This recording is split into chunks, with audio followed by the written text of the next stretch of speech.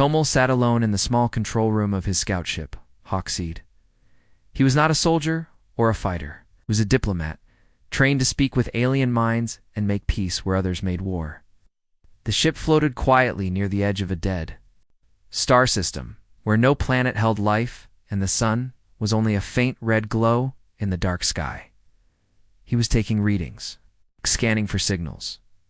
When the alarms began to ring, a strange shape appeared on the screen, large, dark, and moving fast. Before Tomel could speak a word or reach for the cum, his ship shook with a strange force. A blue wave of energy wrapped around Hawkseed, and all power shut down. Not good. Tomel whispered. Outside, a huge ship appeared. It was shaped like a floating palace, with sharp towers and soft glowing lights. The scanner blinked once before dying. Zyrene vessel. Royal class, Tomel knew the name well. The Zyrene Empire was old, powerful, and feared. Their queen Vela ruled with mind powers. Some called it magic, others called it science. The Zyrene were known for taking control of weaker species, feeding on fear and obedience. Many believed humans would fall easily to them. He didn't agree. A flash of light appeared. Tomel felt the strange pull of teleportation. In 1 second, he was no longer in his ship. He stood now in a grand hall, tall and dark, with glowing crystals on the walls. The floor was black stone, smooth like glass. Around him stood dozens of Zyrene nobles, dressed in long robes of red and silver. At the far end of the hall sat a tall figure on a throne made of metal and light. Her skin was smooth and pale gold, her eyes glowing violet. Her long black hair floated slightly in the air, as if touched by wind that was not there. This was Queen Vela, ruler of the Zyrene, known across 10 galaxies. She stood slowly, every motion full of power. So, she said, her voice smooth like silk, a human. Tomel stood tall, though his heart beat fast. My name is Tomel. I am here in peace. I request you are here, she interrupted, because I brought you here. Her voice filled the hall, not with loudness but with weight. Tomel felt pressure in his head, like a hand trying to press into his thoughts. His knees almost gave way, but he stayed standing. The queen raised an eyebrow. You resist me? She asked. I do, Tomel said simply. The court grew silent. One noble stepped forward, tall and thin, face sharp like a bird. No creature resists the queen. This is a trick. No trick, Vela said softly. Her eyes stayed on Tomel. His mind is different. Tomel took a breath. I mean no harm. I was exploring. My ship holds no weapons. I carry knowledge, not fire. At the queen began to walk down the steps toward him. With each step, her presence grew stronger. The air felt heavy. The nobles watched closely, whispering to each other. You are brave, she said. Or foolish. Do you know what I am? You're the ruler of the Zyrene? A psionic species. Your people control others through mental force. You call it harmony. Many call it fear. A low sound moved through the court. No one ever spoke to the queen like this. But Tomel remained calm. He was not here to fight. He was here to understand. Vela now stood a few feet in front of him. And what do you call it? Tomel looked into her eyes. I call it dangerous. Any power that controls the will of others should be used with care or not at all. The queen laughed. It was not a cruel laugh. It was soft, almost surprised. You truly believe your mind cannot be bent? I believe it shouldn't be, he answered. She reached out a hand. A soft blue light appeared around her fingers.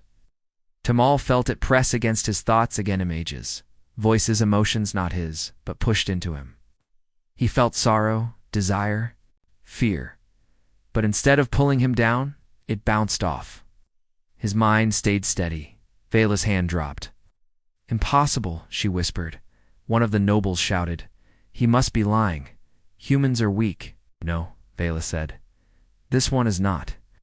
Tomel stepped back slightly but kept his eyes on her.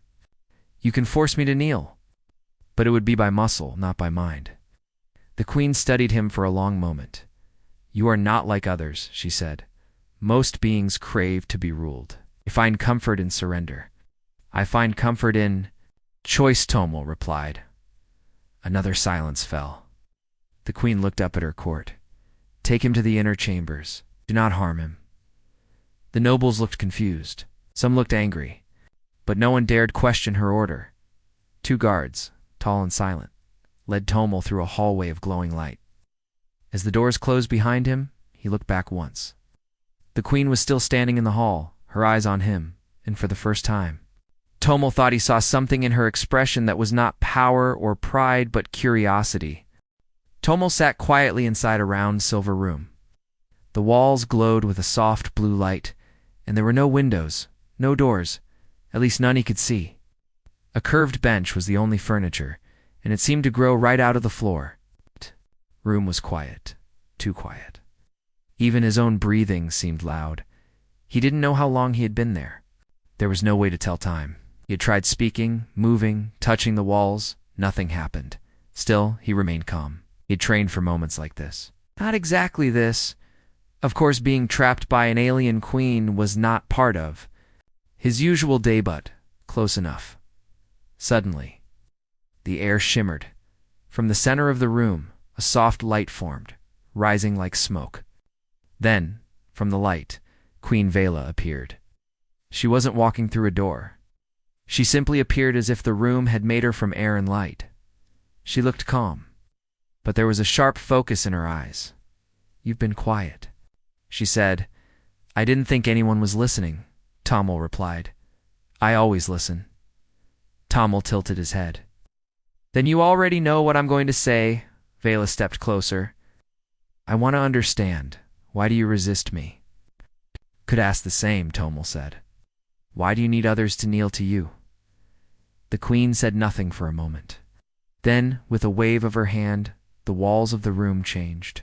It became clear, like glass. Suddenly, Tomel could see a memory, or maybe a vision playing out around him. A young Zyrene, smaller than the others, was standing in a grand hall, shaking. Older nobles laughed and looked down at her. She spoke, but her voice was unsure. No one listened. "That was me," Vela said quietly. "Before I found my power, the scene changed." The same girl now stood taller. Her eyes glowed. Nobles who once laughed now bowed before her. "I learned to lead with strength, with control."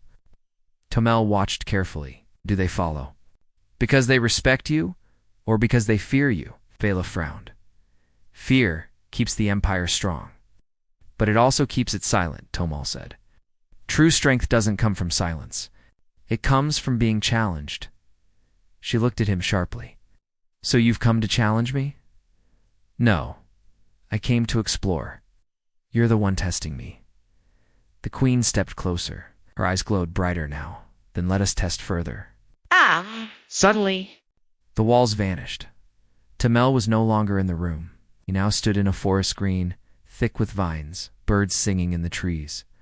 But something was wrong. The air shimmered. The ground felt soft, not like real dirt. This was not Earth. This was not real. "A dream?" he asked. "A shared space," Vela said, now standing beside him. "We are inside your mind and mine." Tomel looked around. "So what happens here?" "Whatever I want," she said. The sky turned dark. The forest burned. A shadow rose from the trees, shaped like a giant creature. It roared and walked toward him. Fire flowed from its mouth. The air filled with heat and smoke, but Tomel didn't run. He closed his eyes, breathed, deeply and focused. He remembered his home, his small garden, the blue sky above his mother's house, the sound of rain on the roof. The fear melted. The creature stopped. It began to shrink. The fire faded.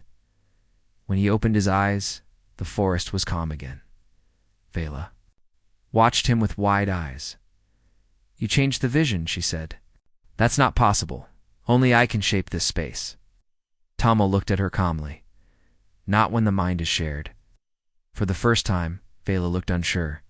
"Your people are strong," Tomel said gently, "but humans have strength too. It's not in muscles or weapons. It's in memory, in will, in choice." Vela turned away. The forest around them faded, and the silver room returned. She stood near the wall, her back to him. Oh. "Do Do you know how many worlds we rule? I read it's over 100, Tomel said. More, and not one species has ever resisted my will. She turned to face him again. Until now. Tomel didn't answer right away. Then he said, maybe that's because they never had the chance. Maybe you never gave them one.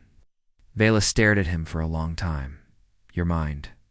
It's quiet but full, she said. It's not loud with fear or pride. That's rare. Tomel smiled. Maybe it's time you heard something new. Vela gave a short laugh. Careful human. You speak as if you're the one in control. I don't want control, Tomel said. I want understanding. I want peace. The door hidden before slid open. You may walk the garden outside, Vela said. Guards will watch. But you are not a prisoner. Tomel stepped forward. Thank you, Vela. Looked at him closely. Do not thank me yet. This is only the beginning. Tomel walked out, followed by 2 quiet guards. The hallway was lined with strange silver plants and glowing stones. As he walked, he felt a change in the air. Somehow, something was beginning to shift. Back in the chamber, Queen Vela stood alone, her hand on the wall. Her mind was full of questions, doubt, and something new-curiosity. No one had ever stood before her without bowing. No one had spoken with such calm. She'd expected him to break. Instead, she was the one feeling uncertain. For the first time in her long rule, the Queen of the Zyrene felt something she had almost forgotten. Possibility. Tomel walked slowly through the royal garden, his hands behind his back. The garden was like nothing he had seen before. Trees with crystal leaves sparkled in the light. Soft music floated in the air, though he couldn't see where it came from. Strange birds with silver feathers flew above, leaving trails of light behind them. 2 Zyrene guards followed quietly, but they kept their distance. They did not speak. Tomel did not mind. He used this time to think. Something was changing. He could feel it. Queen Vela had not broken him. In fact, she had shown him part of her own past, her own doubts. That was not the act of a cold ruler. That was someone, curious, maybe even unsure. Tomel knew one thing. He was no longer just a guest or a prisoner. He was becoming part of something bigger, back in the Great Court. The mood had shifted. Zyrene nobles stood in small groups whispering. Their long robes brushed the floor as they moved, their sharp eyes full of concern. This human resists the queen, one noble said quietly. He should be studied, another replied. Not spoken to like an equal. Worse, a third noble hissed. The queen listens to him. At the center of the court stood Serok, the High Lord of the Zyrene War Council. His face was long, his eyes narrow, and his voice always cold. He is dangerous, Serok said. This human is not like others. He must be removed before he poisons the queen's mind. One of the younger nobles, Lyra, stepped forward, but he has harmed no one. He speaks with calm and respect. That is not poison. Serok's eyes narrowed. Do you forget what we are? We are rulers. We guide the weak. If we start listening to them, what are we? Lyra held her ground. Maybe we become better. The court fell silent. Some looked shocked. Others nodded quietly. Serok turned away, his face tight with anger. Later that day, Queen Vela sat on her throne, her expression calm but thoughtful. Tomel stood before her once again, this time not in a cell, but in the court itself. The nobles watched from the shadows, their eyes sharp with curiosity. Vela raised a hand. Tomel, today you may ask a question. Any question. Tomel thought for a moment, then spoke clearly. What do your people fear the most? The court murmured. It was a bold question. Vela did not answer right away. Then she stood, her voice steady. We fear collapse. Without order, there is chaos. Without control, there is war. I bring peace to my people through unity of thought. That is why I lead with the mind. Tomel nodded. But peace built on silence is not true peace. It is only waiting for noise. Again, the court stirred. Some nobles frowned. Others looked at Vela, wondering how she would react. Vela stepped down from the throne. You speak like a teacher. but you are a visitor. Why should I let you challenge what has worked for generations? Tommel looked her in the eye, because maybe it's no longer working. Maybe your people are ready for something more. From the side, Sarek stepped forward. Enough. All heads turned. This human speaks out of place, Sarek said. He sows questions, doubt, division. This is not the way of our people. Vela raised her hand. He has spoken with respect. Words are weapons, Sarek said coldly, and he is using them well. Tommel took a step forward. I do not wish to divide you, but I believe the future cannot grow if no one asks. Questions. Sarek laughed once. Then you are a fool. He looked at the queen. If you will not remove him, then I must act. The court must decide. Shall we let one human guide the future of the Zyrene? He turned to the crowd. Or shall we remember who we are? Some nobles clapped. Others looked uncertain. Vela stepped forward. Forget yourself, Sarek. Sarek bowed slightly, but his tone was firm. I remember exactly who I am. What this empire was built upon. Vela turned to Tommel. You must be careful. The court is not a place of mercy. It watches. It remembers. Tommel bowed his head. In what do you believe, Your Majesty? She looked at him for a long moment. Believe... I am still deciding. That evening, Vela stood alone on a balcony high above the city. The stars above Zyrene Prime glowed like tiny lanterns. The ships moved quietly between the towers. The wind brushed her hair gently. She closed her eyes. In her mind, she saw flashes Tommel, standing firm Sarek's sharp voice, the nobles whispering. All. Her life, she had led by strength. She had never bent, never doubted. But now, a quiet voice in her heart began to speak. A voice that asked, what if he is right? Behind her, a soft voice spoke. You're thinking of him. Ella turned. It was Lyra. He's dangerous, Vela said. Or he's honest, Lyra replied. The queen smiled a little. Honesty is rare. Maybe that's why it feels dangerous. Vela looked back at the stars. We are being watched. By Sarek, by all who fear change. Lyra nodded. Then we must decide, do we lead with fear, or with courage? Vela said nothing, but her heart beat faster. That night, Tommel sat in his quarters, writing notes on a small tablet. He had no plan, no army, no power, but something was happening. He could feel it. One voice, calmly spoken, could still shake. An empire. He looked out the window at the glowing city. We're not so different, he whispered. You just don't know it yet. The city of Zyrene Prime never slept. Towers of crystal and metal rose high into the purple sky, glowing softly like fireflies. Silent ships moved between buildings like shadows in the night. And from above it looked peaceful. But beneath the surface, something was stirring in the lower halls of the palace. A secret meeting had begun. Zyrene nobles stood in a quiet chamber, lit only by pale blue lights. The air was heavy. No music played here. No birds sang. High Lord Sarok stood at the center, his face sharp and cold. The queen listens to the human, he said, his voice low but strong. He speaks of choice, of freedom. These are not our ways. Others nodded. Lord Halrin, an older noble with silver marks on his arms, spoke next. The queen is wise, but she is curious. That curiosity may turn into weakness. Sarek looked at them all. Then we must act before that happens. If we wait too long, it will be too late. One noble asked carefully, what do you mean by act? Sarek did not smile. We remove the human, quietly, without the queen's knowledge. Long silence followed. Then slowly, several nobles nodded. Meanwhile, Tommel walked with Lyra through the palace garden again. The air smelled of glowing blossoms, and strange insects lit the path like stars on the ground. Lyra looked at him. You've caused a storm, you know. Tommel smiled a little. By talking? By not kneeling, she replied.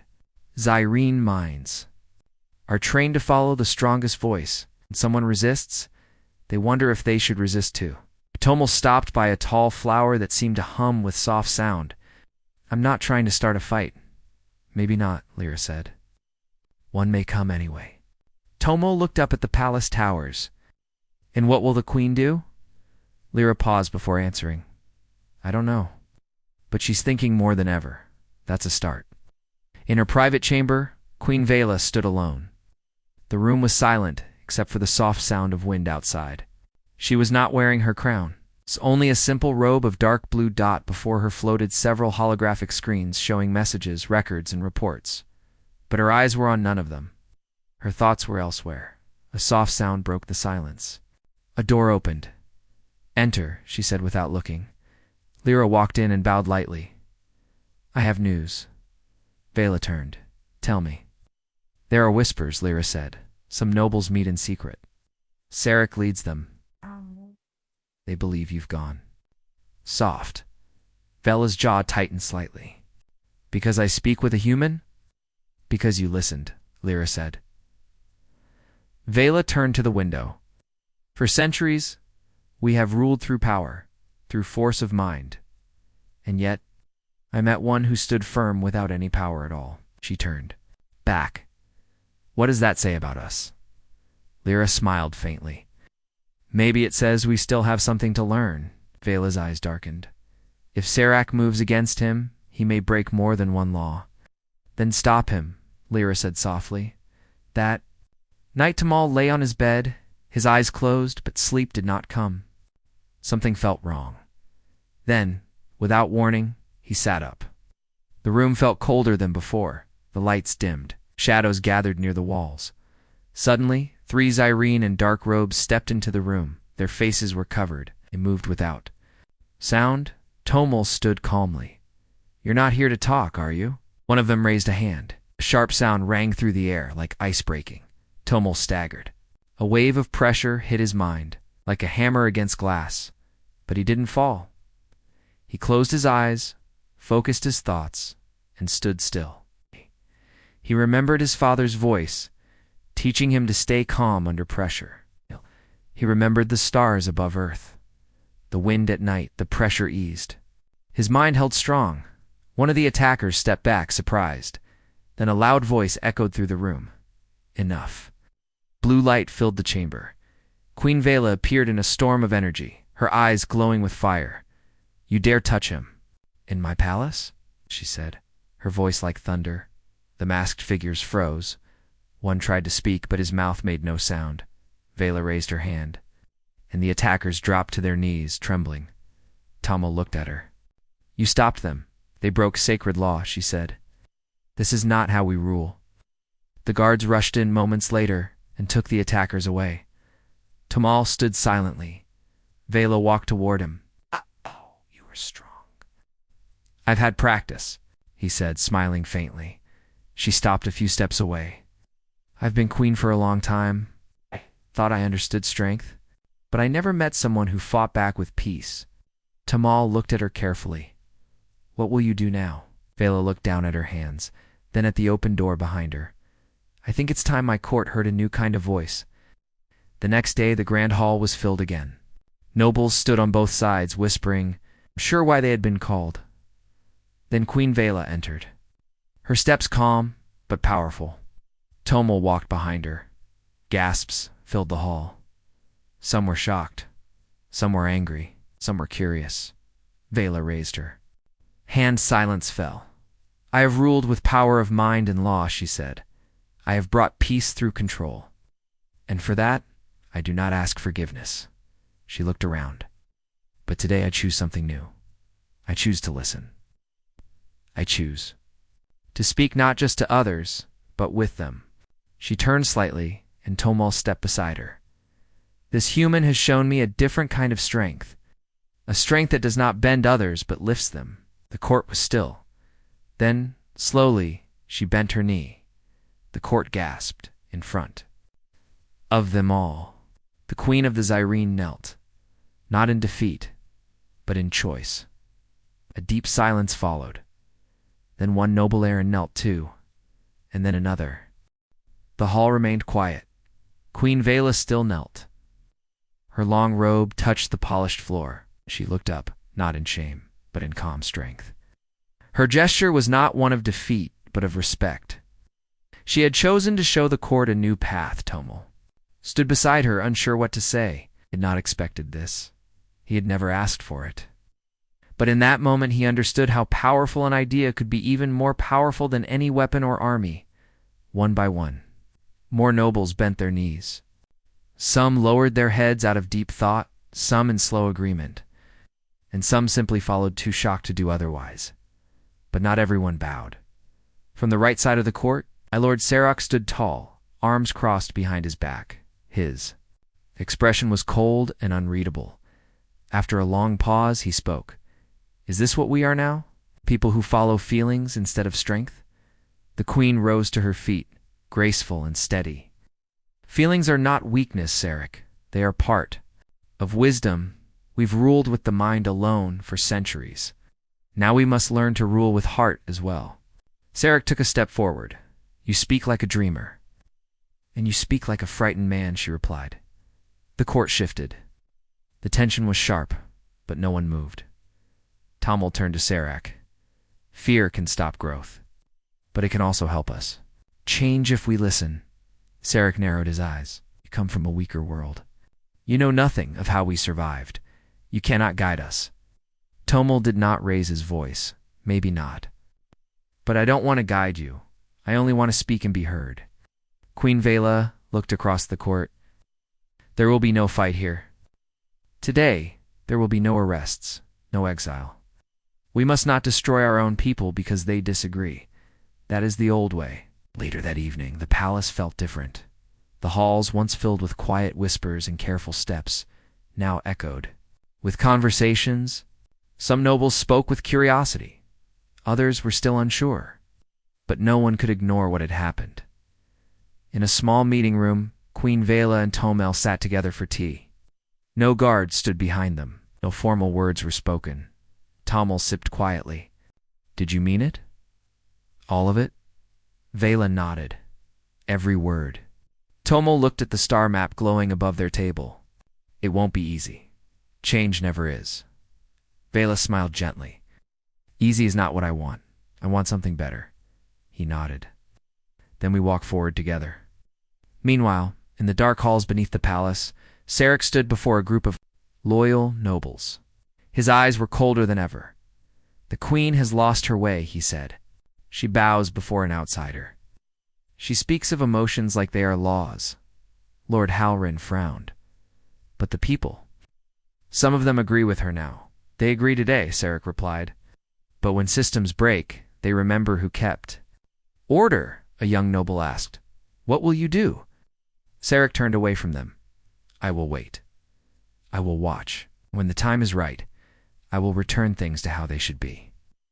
In the following days, Queen Vela began something new. Ruler had done before. She invited voices from outside the royal bloodline into her court. Not just Tomel, but also Zyrene scholars, builders, teachers, even a few from distant colonies. They were asked simple questions. What do you need? What do you see? What do you dream? The court was no longer just a place of commands. It became a place of ideas. Tomel helped translate Earth values into something the Zyrene could use. Fairness, balance, dignity. He never told them to copy Earth, but he offered what he knew and let them decide. Some nobles still resisted, left the court altogether, but many stayed, watching the queen closely, curious to see how far she would go. One morning, Vela stood before a large group of Zyrene youth. They had come from across the empire to attend her speech in the Unity Garden. Behind her stood Tomel, Lyra, and a few court members. The garden was filled with glowing trees and peaceful air. Vela raised her voice. "Long ago, we ruled with only the mind. We believed that control would keep us safe, and it did for a time. But now we see that true peace does not come from silence.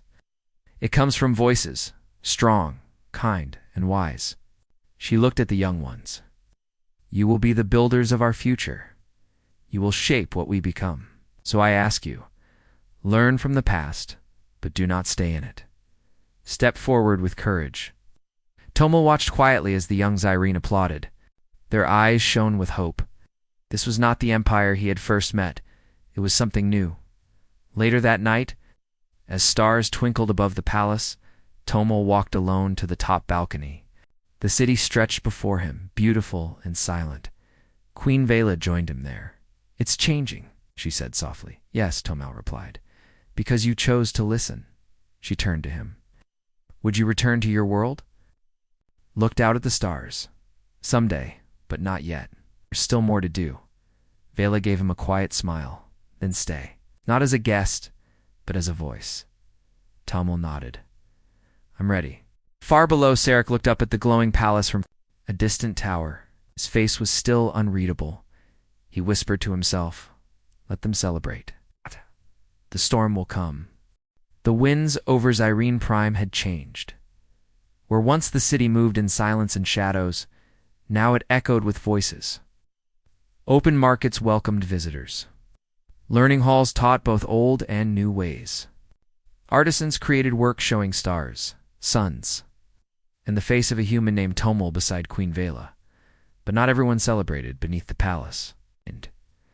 In an old chamber guarded by loyalty and silence, High Lord Sarek stood before a table marked with an ancient map of the empire. Round him stood a circle of nobles dressed in dark robes.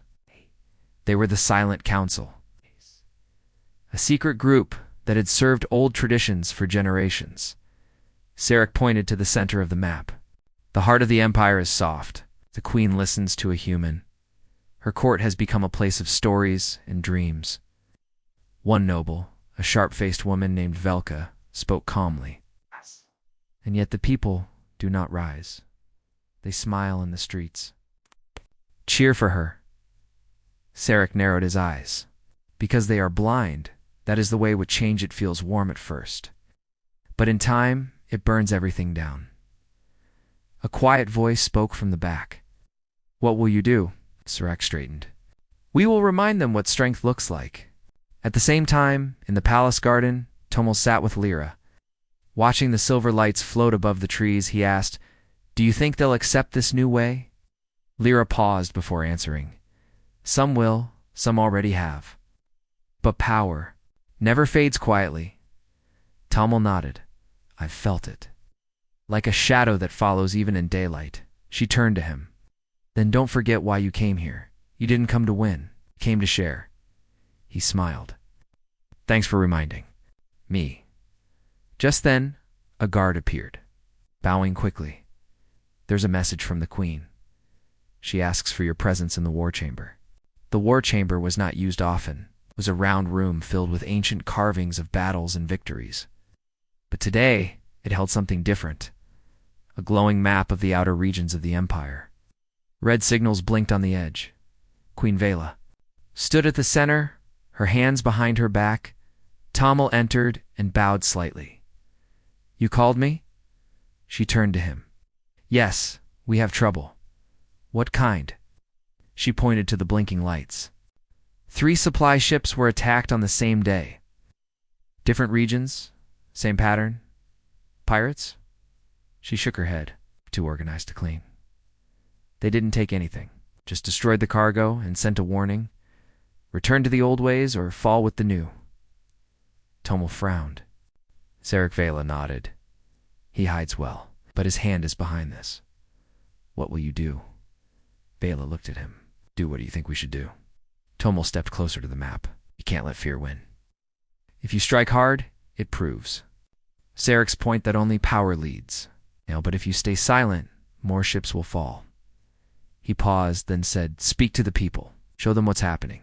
Let them see that change is being attacked hand, that they can stand together. To defend it. Vela considered his words, then nodded. Prepare a message. We speak at dawn. The next morning, all across the Empire, screens lit up. From space stations to farming moons, every citizen saw Queen Vela standing before a simple blue banner. At her side stood Tomel. Her voice was calm and clear. My people, she began, you know that change is not easy. We have taken bold steps together, trying to shape a new kind of future. She paused. Now, that future is under threat. There are some among us who believe only fear keeps order. They attack our ships. They send threats in the shadows. Eyes sharpened. I will not rule by fear. I will not answer darkness with darkness. She stepped aside. Tamal spoke next. I come from a different world. I brought no weapons, no ships, only words and ideas. You listened. Some agreed. Some doubted. That is how truth grows. He looked into the camera. But truth also needs protectors. If you believe in a better path, then stand together, not with fists, with voices. The screen faded in the far colony of Zerikon. A group of farmers paused. Their work to watch the message. One of them, an older man, stood and said, They're speaking to us, not just ruling over us. In a learning hall on Munaressa, students talked excitedly about the speech. Some wrote messages to send back to the queen, offering support. In the palace, Vela received hundreds of messages within hours. Some were unsure. Many were hopeful. But one message was different. It was short.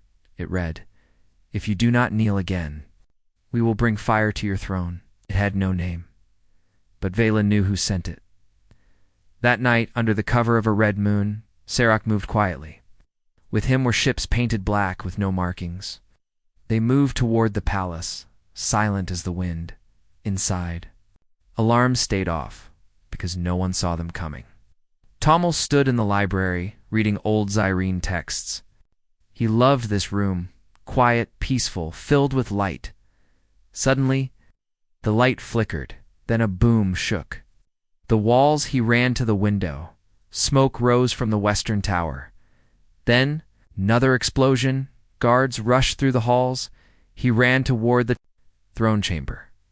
Queen Vela was already there, standing tall as chaos echoed around her. Serac has come, she said quietly. Tommel stood beside her. Then let him see who we are now. As Serac's forces stormed the outer gates, they expected panic, confusion, but instead, the palace lit up with defenders, young, old, noble. Common all standing with shields and calm hands. They weren't soldiers, they were citizens. Serac frowned from his command ship. They think they can stop me with hope. He stepped off the ship, his blade humming. Then he saw her Queen Vaela, not running, not hiding, waiting. The air was thick with tension. Outside the palace gates, the black ships hovered like dark birds ready to strike. Their engines hummed low, threatening, but inside the palace. Something stronger was waiting. Queen Vela stood on the grand steps, her gaze steady. Beside her stood Tommel, calm and sure. Serac's voice came through a loudspeaker, cold and sharp. Vela, you have forgotten your place. Surrender now, and the destruction will end. Vela raised her voice, steady and clear. I have not forgotten. I have chosen a new path, one of respect, courage, and unity. If you seek war, you will find only the strength of a people united. From behind her, voices rose no bells, citizens, young and old, all standing together. Their eyes shone with quiet power. Serac's ship lowered. He stepped down, blade in hand. He approached the queen. You have made your choice, he said, but it will be your last. Vela did not move. Tommel, she said softly, stand. With me, Tommel stepped forward, hands open. Not a threat, but a sign of peace. Serac sneered. Peace against power? You are a fool. Suddenly a sound filled the air. It was not the clash of weapons, but the sound of hundreds of voices singing. People of Zyrene had gathered. They raised their voices as one, a melody of hope and strength. Serac's grip tightened on his blade. But the sound did not stop. Vela looked at Serac. Power without people is nothing. Listen to your own people. A few nobles near Serac began. To hesitate, Tommel stepped forward again. Serac, you can still choose. Join us, not as a ruler, but as a guardian of this new future. Serac's eyes flickered, conflict clear, but pride held him. With a roar, raised his blade. Before he could strike, Vela raised her hand. A wave of calm energy spread out, stopping Serac in place. She spoke again. There is no victory in destruction. Sarek dropped his blade. Slowly, he fell to his knees. The crowd fell silent. Vela extended her hand. "Stand with us." Sarek looked up, then took her hand. The people cheered. Days passed. The scars of the attack healed quickly, but the real change was deeper. Sarek, once the fiercest opponent, became a protector of the new order. He worked alongside Vela and Tomel to rebuild trust. The court became a place of open dialogue. Nobles and citizens spoke freely. Ideas flowed like rivers, shaping new laws and customs. Tomel taught about balance, not just power or control, but respect and freedom. Queen Vela traveled to distant colonies, sharing her vision and inviting others to join the new alliance. One evening, under the stars, Vela and Tomel stood side by side. "Do you miss Earth?" she asked. Tomel smiled. "Sometimes, but here I found a home." Vela nodded. "And I found a future." The story of the Succubus, alien queen, and the human who changed her empire became a legend, not of domination, but of unity. It proved that even in the darkest places, light can grow. And sometimes, the strongest ruler is the one who chooses to bend the knee not in submission, but in respect.